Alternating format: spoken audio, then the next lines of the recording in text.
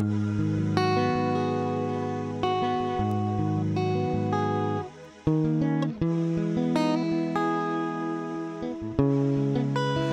si on en vient maintenant à ce qu'on appelle l'introduction du commentaire proprement dit. Cette introduction, elle comprend 4 grandes parties. La première, c'est la présentation du document et de l'auteur. Il faut commencer par faire une distinction. Un document ne signifie pas forcément un texte. Généralement, quand on parle de présentation, on a l'habitude de dire présentation du texte. Non, il faut dire présentation du document. Un document peut être une carte, un tableau statistique, un texte, ça peut être également une image ou bien une caricature. Alors que quand on dit le texte, il peut être ce texte-là, un texte extrait d'un discours, un texte extrait d'un article de journal, un texte extrait d'un tract, un texte extrait d'une mémoire. Donc, il faut faire la distinction. Même si il faut le dire, au baccalauréat, à 99%, dans 99% des cas, on donne un texte à commenter aux élèves. Mais il faut dire que le commentaire parle de présentation du document et pas encore de présentation du texte. Ce qui signifie quoi? Que lorsqu'on commence la présentation du document, il faut dans un premier temps présenter sa nature. Autrement dit, d'abord préciser que le document, si c'est un texte, est bien un texte. Le document que nous avons à l'étude est un texte. Et ce texte-là, dire quelle est sa nature à son tour. Dire est un texte, par exemple, extrait d'un discours. Donc, le document que nous avons à l'étude est un texte extrait d'un discours ou bien un texte extrait d'un article de journal, ainsi de suite. Donc là, on donne la nature par rapport au fait que c'est un texte ou une carte ou autre.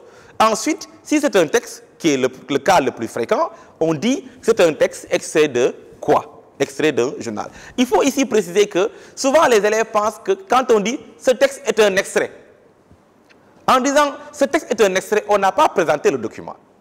Souvent quand on demande aux élèves, alors présenter le texte, ils disent ce document, ce texte est un extrait. Non. Quand on dit ce texte est un extrait, on n'a pas présenté. Comment on présente? On dit ce document, porté à notre étude, est un texte, si c'est un texte, extrait d'un discours.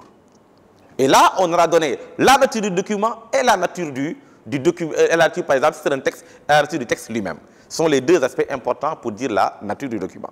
Une fois qu'on a précisé la nature du document, on passe maintenant à ce qu'on appelle, si le texte a un titre, on va l'évoquer. Il faut l'évoquer et de préférence l'insérer dans une phrase qui va permettre de faire la présentation de la nature en même temps. Donc, on donne la nature, on présente en même temps le titre, ensuite on évoque les références du texte, que l'on appelle communément les sources du texte. Ceci se trouve généralement en bas du texte, mais il peut y avoir quelques informations au début, en haut du texte. Donc pas à l'intérieur du texte, mais en bas. C'est souvent l'auteur, ou en tout cas la structure qui a produit le document, et ensuite il y a d'autres références qui sont adjointes à cela. Donc les sources, la source du document doit être, après la nature, évoquée. Après la source, il faut parler du lieu où le document a été produit, parler de la date de production de ce document, si c'est un texte par exemple également, de la maison d'édition. Donc, toutes les conditions de publication et de production doivent être évoquées. La date, le lieu, la structure de production.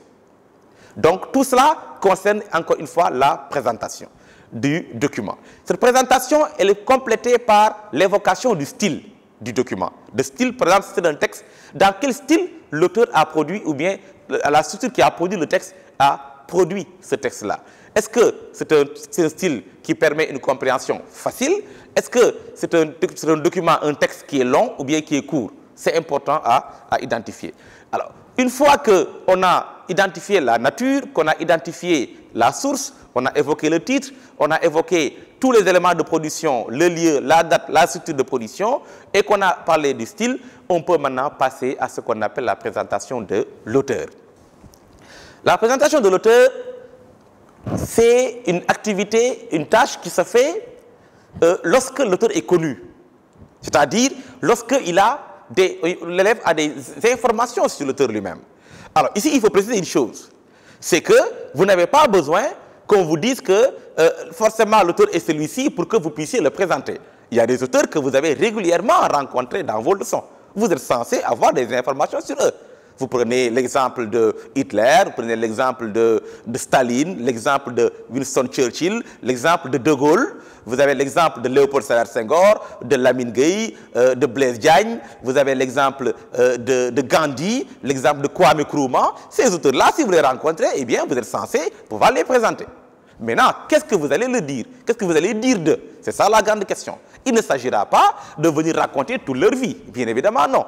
Il faudra dire, donner des informations de leur vie en rapport avec ce qu'ils ont dit dans leurs documents, qui permettent de mieux comprendre les positions qu'ils ont prises et les idées qu'ils ont exprimées à travers leurs documents.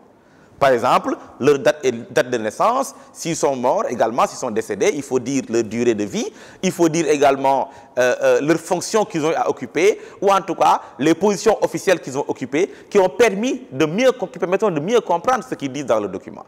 Autre chose qu'on peut également dire, c'est est-ce qu'ils sont contemporains des faits qu'ils relatent ou pas? Parce que aussi ça permet de savoir s'ils prennent position en tant qu'acteurs de ces faits-là.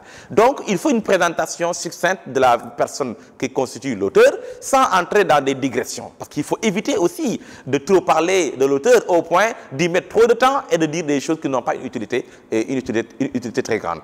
Donc il faut se focaliser sur les aspects de la vie de l'auteur qui ont un rapport avec le document qu'il a produit. Maintenant, évidemment, si l'auteur, vous ne le connaissez pas, vous n'avez aucune information sur lui, rien ne vous empêche de le nommer, mais peut-être de vous garder, de dire des choses que vous ne connaissez pas. Parce que aussi, être intellectuel, c'est dire ce qu'on sait et ne pas dire ce qu'on ne sait pas. Il ne faut pas inventer. Il ne faut pas lui inventer des choses que vous n'êtes pas sûr. Il faut éviter de le faire. On préfère quelqu'un qui est limité par rapport à certaines connaissances que quelqu'un qui est malhonnête sur le plan intellectuel. Donc, il ne faut pas dire de l'auteur des choses que vous n'êtes pas sûr. Dites-en ce que vous savez et contentez-vous de cela. Le reste, maintenant, le correcteur est bien placé pour savoir si vous êtes censé connaître cet auteur-là ou pas. Donc, voilà les deux éléments de la présentation du texte, du document, on va dire encore, et de l'auteur. Ceci constitue le premier point de l'introduction.